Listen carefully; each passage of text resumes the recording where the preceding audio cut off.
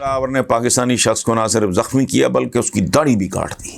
اچھا جی، تو یہ داڑھی والا یہ جو مفتی پچھلے دنوں پکڑا گیا ہے اور لگاتار خبریں آ رہی ہیں، اور وہ پہلے ماننے کے بعد عدالت میں جا کے مکر بھی گیا ہے۔ اس کی داڑھی تو 2 بالش کی ہے، عمر بھی 70 سے اوپر ہے، اوپر ٹوپی بھی ہے۔ تصویر میں مجھے نظر نہیں آیا، محراب بھی ہوگا۔ یہ روز اس طرح کی خبریں آتی ہیں۔ ایک اور مفتی صاحب اس سے پتہ نہیں کون ہے۔ بن جاتا ہے ایک،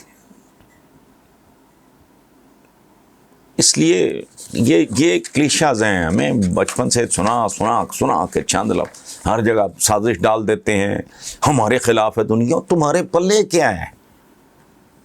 یہ ایٹم بم استعمال کرنے کے لیے یہ نہیں ہے۔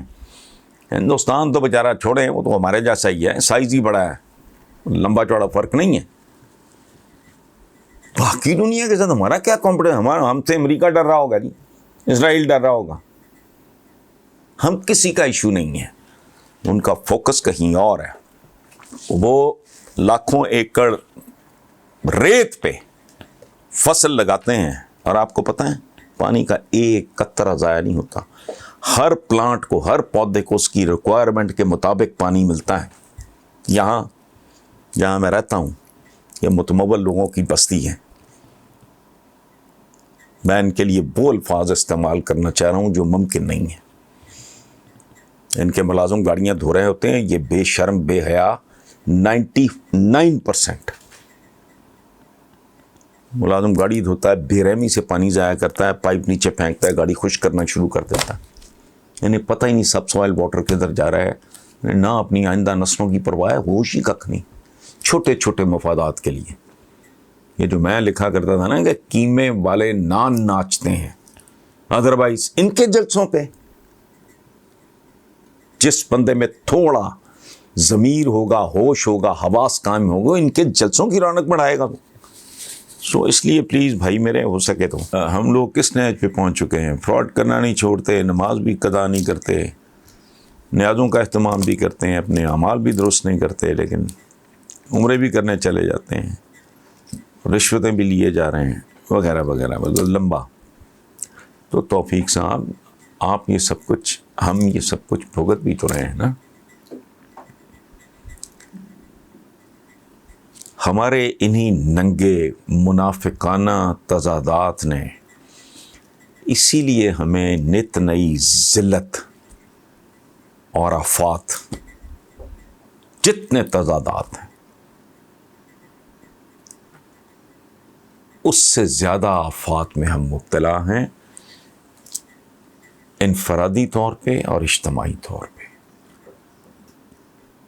میں کم لوگوں کو آسودہ اور ریلیکس دیکھتا ہوں، پیسے جتنے مرضی ہوں، گاڑیاں جتنی مرضی ہوں اور جتنی مرضی قیمتی ہوں، اگر آپ ریلیکس نہیں ہیں اور اگر آپ کے دل میں کوئی ملال ہے، اور یہ ہوتا نہیں۔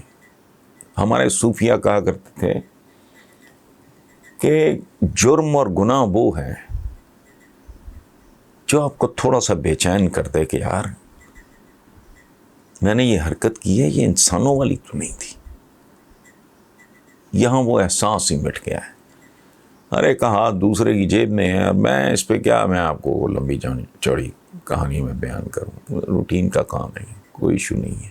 یہ دنیا ہے ہی مقابلے کی، اور پریکٹیکلی اگر آپ دیکھو سگے بھائیوں کے درمیان تعلق بہت اچھا بھی ہو تو ایک کمپٹیشن، قریبی ترین دوست کالج، اسکول، یونیورسٹی میں تیاری کرتے ہیں کہ وہ بہتر گریڈز لے سکیں۔ یہ ہیومن نیچر ہے، ہر بات میں سازش ڈال لینا یہ کوئی پازیٹیو تھنکنگ نہیں ہے، یہ تعمیری انداز نہیں ہے۔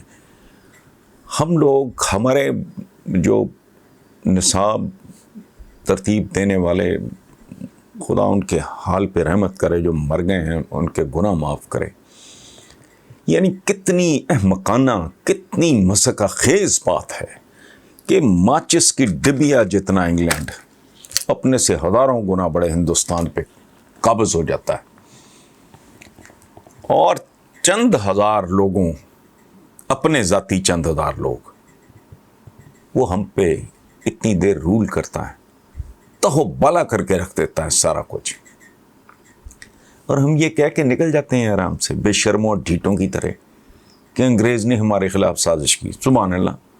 یہ ایسے ہی ہے. جب مسلمانوں کا عروج تھا تو جو فتوحات انہوں نے 3 کانٹیننٹس پہ، سلمان علی شان کی حکومت تھی آٹومنس کی، وہ سارے کہیں یہ سازشی ہیں. وہ ایسا نہیں ہوتا.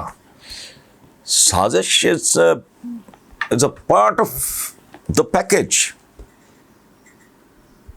یہ زندگی میں جب انسانوں کے درمیان، معاشروں کے درمیان، ملکوں کے درمیان، قوموں قبیلوں کے درمیان جب دوڑ لگتی ہے تو اس میں فیئر اینڈ فیئر کچھ نہیں ہوتا. آپ نے وہ محاورہ سنا ہوگا، everything is fair in love and war. تو یہ تو لو بھی ہے، وار بھی ہے. اس ملک کی بہتری کے لیے آپ اپنی جگہ پہ اگر کنٹریبیوٹ کر رہے ہیں، اور اگر میں کہیں کچھ کنٹریبیوٹ کر رہا ہوں، تو وہ جنگ کی کیفیت بھی ہے کہ ہم نے باعزت ہونا ہے، یا باعزت ہونے کے لیے ٹکریں ضرور مارنی ہے، کچھ چاہے نتیجہ نہ نکلے لیکن کوشش کرتے رہنا ہے. اور محبت ہے، چونکہ ہم یہاں کے جم پل ہیں، یہ مٹی ہماری مٹی ہے، ہمارا اس کے ساتھ ایک صدیوں کا، ہمارے بزرگوں کا ایک تعلق ہے ایک. تو اس لیے یہ کہنا کہ اگر اچھا آپ کر لو سازش، بھائی سارے کام تو کرتے ہیں اور ساری قومیں کر رہی ہیں، کون سا جرم، کون سا گھناؤنا کام ہے جو اس ملک میں نہیں ہوتا؟ سازش بھی کر لو. یہ کیا بات ہے؟ اور دیکھیں دیر از اے ویری تھن لائن. آپ مجھے اچھے لگتے ہیں، آپ کی سازش مجھے اسٹریٹجی لگے گی. میں آپ کو زہر لگتا ہوں، میری اسٹریٹجی آپ کو سازش لگے گی. فرق کیا ہے؟ اسٹریٹجی کیا ہوتی ہے؟ مارکیٹنگ اسٹریٹجی بناتے ہیں، زیادہ سے زیادہ لوگوں کو بیوقوف بنانا اور اپنی پروڈکٹ کو زیادہ سے زیادہ لوگوں تک پہنچانا. اب اس کو آپ چاہیں تو سازش کہہ لیں. کمپلسو بائنگ ہوتی ہے، انگریزی میں ایک ٹرم ہے. کمپلسو بائنگ کیا ہے؟ میں وہ چیزیں بھی خریدنا شروع کر دیتا ہوں جن کی مجھے ضرورت نہیں ہوتی. پروپیگنڈے کے تھرو، ایڈورٹیزمنٹ کے تھرو اس کو اسٹیٹس سمبل بنا دیں گے تو بندہ وہ چیزیں بھی خریدنی شروع کر دیتا ہے جو اس کی ضروریات میں شامل نہیں ہوتی.